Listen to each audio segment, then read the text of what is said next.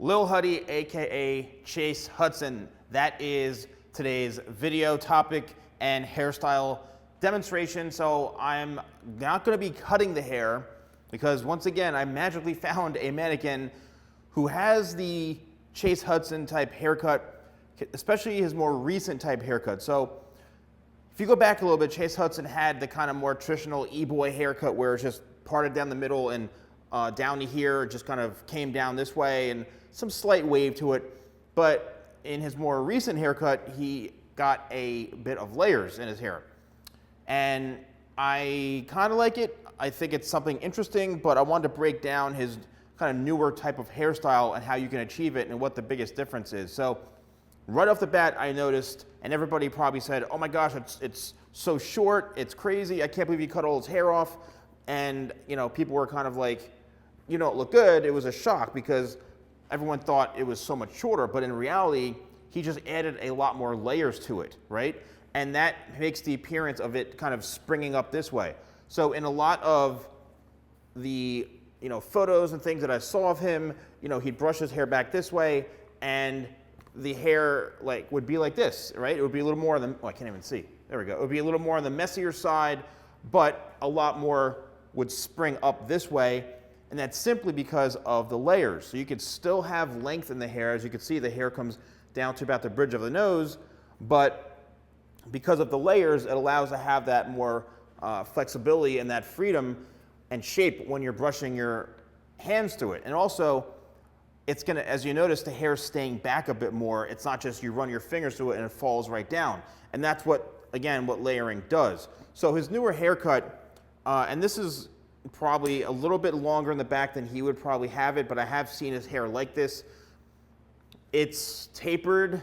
You could either do it by hand where it's about, I don't know, 1.5 inches, maybe inches long throughout the back here, and then it all blends up. And once again, with these types of haircuts, the top length has to reach a certain area to follow and contour the head shape.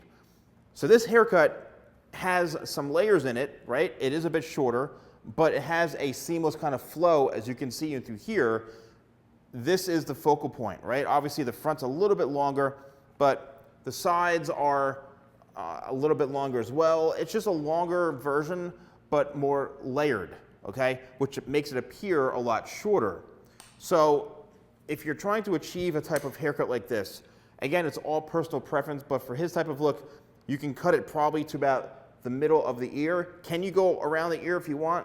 Sure, you can, but the shorter you go through here, it's harder to blend and match up in through this area right in through here. So the more length you have here, it's just a much easier flow and blend when going into longer hair throughout the sides and the back.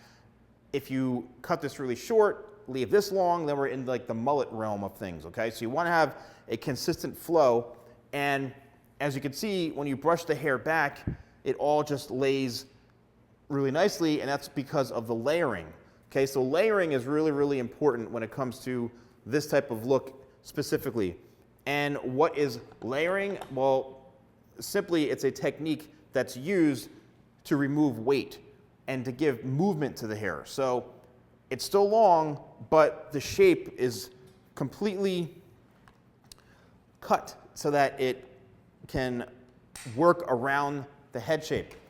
So if you're getting your haircut or whatever, and you see the stylist or the barber pull the hair up this way, don't freak out. It's because this is what needs to be done in order to have that kind of look. So this is all layered in through here.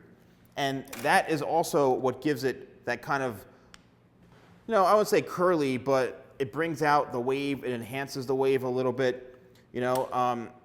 I think it's a pretty cool look. I mean, it's something different, right? And you can still wear it in a variety of different ways, which I've seen him do, where he's brushing it over this way, right? Or brushing it over the other way. A lot of these guys like to just run their fingers through their hair and just let it be as is, So most of the time, though, we are seeing it where it's a bit kind of flatter like this with some light texture and some light wave to it. And that's pretty much it. You know, as far as the styling process, especially his hair in particular, it's not like the other TikTok hairstyles that we see where it's like, you know, like the dead animal look I refer to it as, where it's all just like heavy on top and then flipped up in the front.